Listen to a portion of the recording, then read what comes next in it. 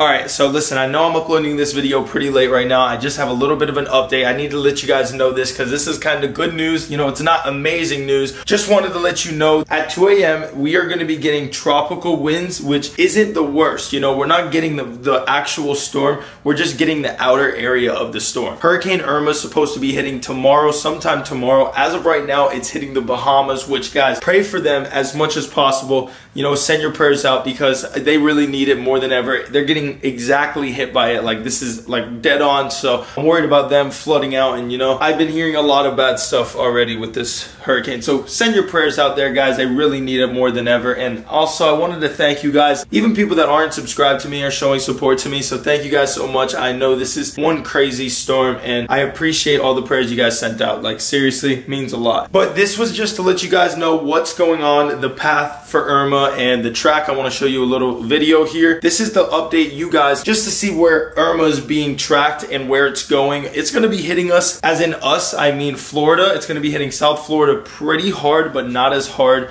as a lot of people thought at first. So this was just a bit of an update video. I just wanted to let you guys know, prepare for it, and I will be live streaming this whole entire hurricane. This whole hurricane, I'm going to do a full-on live stream on YouTube so you guys can see what it's like to go through it. And by the way, we got the whole house boarded up. We got the food. We are literally ready for this hurricane. I'm a little worried over the shutters. The shutters aren't strong enough, and this is a strong hurricane, so we may last minute just head over to my mom's house. I want you guys to let me know in the comments what you think I should do. Anyways, without further ado, here's the video I wanted to show you guys. Well, Floridians are making final preparations and evacuations as Hurricane Irma closes in on the state. The evacuation order has expanded, and officials are warning people not to ignore it. Michael Brennan is a chief hurricane specialist at the National Hurricane Center.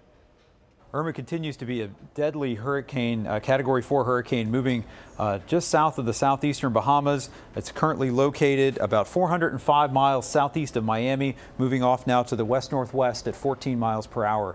Maximum sustained winds are still at 150 miles per hour, and Hurricane Irma is expected to continue moving west-northwestward for the next couple of days. For the next day or so, and then make a northward turn on late Saturday and Saturday night and approach the Florida Keys and eventually move over the southern Florida Peninsula as a Category 4 hurricane early Sunday, and then continue moving northward up the Florida Peninsula on Sunday night into Monday, and then move into the southeastern U.S. as a weakening tropical depression. We have several life-threatening hazards in association with Irma. First is we are expecting the core of a major hurricane to make landfall in the Florida Keys and in South Florida early Sunday, and that's going to bring potentially catastrophic wind damage and a wind hazard to those areas. While there is uncertainty in the timing and where the exact location of the core of Irma's winds will go, everyone in this hurricane warning area in South Florida should prepare as if they're going to receive the core winds of a major hurricane. We are also expecting hurricane winds to spread northward through much of the Florida Peninsula, regardless of the exact track that Irma's center takes, because the hurricane is quite large. Hurricane force winds extend out more than 70 miles from the center of the storm. So we've now extended hurricane watches northward along the east coast of Florida to the Volusia Flagler County line and along the west coast to Anclote River.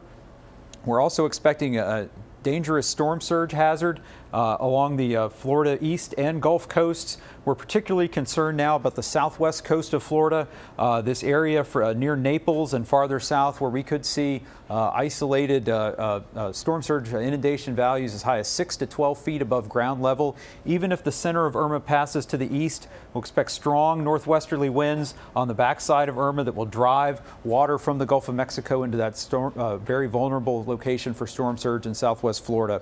In terms of preparations, we expect tropical storm conditions to arrive in the Florida Keys during the day on Saturday and then progress northward through the state. So at this point, today in South Florida and the Keys is your last full day to prepare before tropical storm conditions begin tomorrow. So everybody in an evacuation area that's been asked to evacuate by your local officials, please heed that advice and make all necessary preparations for Irma in the next 24 hours before the tropical storm conditions begin.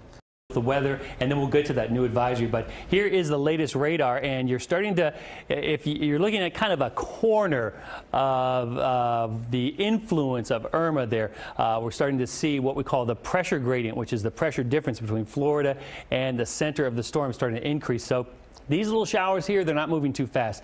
These showers, they're moving a bit faster. These showers are moving faster, and you can see this activity down here. It's flying along, moving 50, 60 miles an hour. So as this unfolds, and those of you who've been here for a long time, you know how this goes. But for those of you who haven't, this is how it unfolds. This gets closer and closer and closer. These bands keep coming through and keep coming through and keep coming through. And eventually we're going to start to see a bit of a circle down there. That will be the eye wall showing up on the radar in Miami. Now the storm is still about 300 miles away, so the radar beam only gets out to about 250 miles, so we don't expect to see the eye wall yet. But with us catching it already here, you can just, from a radar perspective, see that it's kind of a big storm. And now you can see the influence up there through central Florida as well with what's going on there. Okay, the heaviest weather right now coming onto Miami Beach, into the upper Keys. We had a shower over the lower Keys, and that is moving on out. Some of the winds, they're starting to blow a little bit harder, and even though I've got Deerfield Beach here, which is a higher elevation wind instrument, so that kind of gives us a sense of the winds higher up above the ground and the friction of the ground.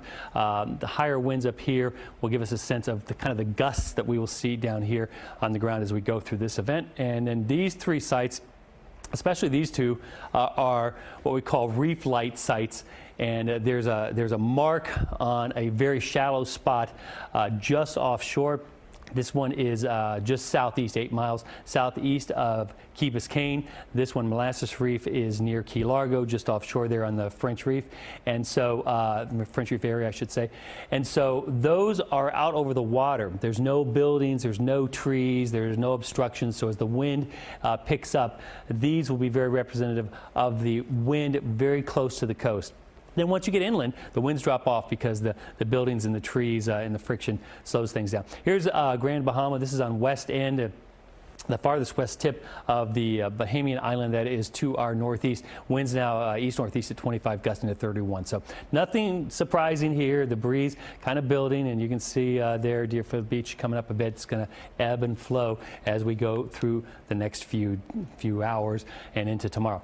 Here's the 8 p.m. advisory. Here's the update now. As Elliot, we talked earlier, these two numbers we're watching, and I know you're taking notes, so you can write down on in your log, your entry there, what these two new values are. 22.2 north. So we were at 20 north at the 2 o'clock advisory, 20.1 north at the 5 p.m. advisory. Now we're at 22.2. So it's a little creeping up. It's not going up that fast. We were at 76 at the 2 o'clock advisory. I think we're at 76.5 at the 5 o'clock advisory, and now 77.2. So its storm is moving west. Those numbers are increasing faster than those numbers, so there's mostly a westerly component.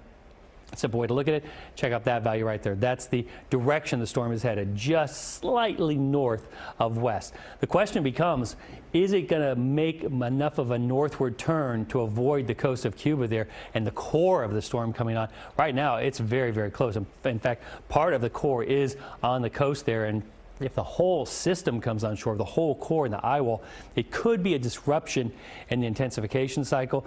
It could also be very, very bad for Cuba there. So 315 miles an hour southeast of Miami, Florida. And the winds 155 miles an hour, haven't changed there. Still very, very upper end category 4.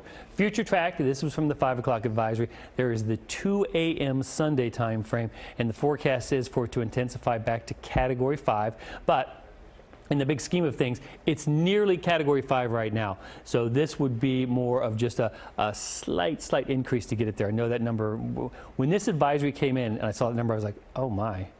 But put it into perspective, this is a very strong category 4, so getting a little bit stronger to category 5 is not that big of a leap. It's not like all of a sudden it's gone crazy and anything like that. But the implication is significant and severe, because the last category 5, I think I misspoke earlier when I said category 5s don't happen that often.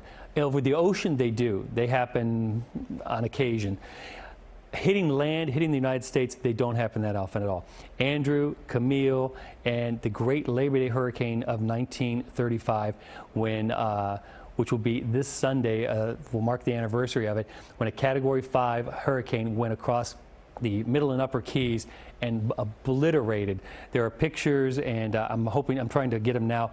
You could see where the water just washed over the island and everything was leaning down from that.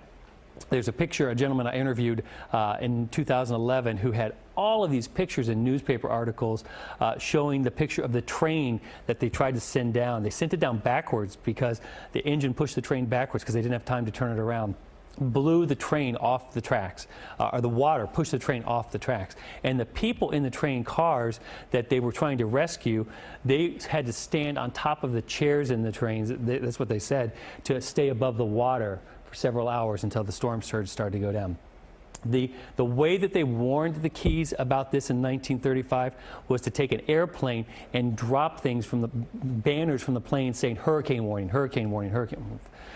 Things have improved, thankfully, since then. Anyway, that's the magnitude of this event. Whether it's Category 5 or very high upper end Category 4, it's going to be a significant event for where that core goes over, the eye wall of the storm. The eye, of course, winds calm, and outside of that, the winds gradually diminish. So this is 2 p.m. Sunday, and now we're at our closest approach to South Florida there, and somehow Miami's up there. I'm going to have to go adjust this graphic. The graphics kind of have a little mind of their own when there's a big storm around.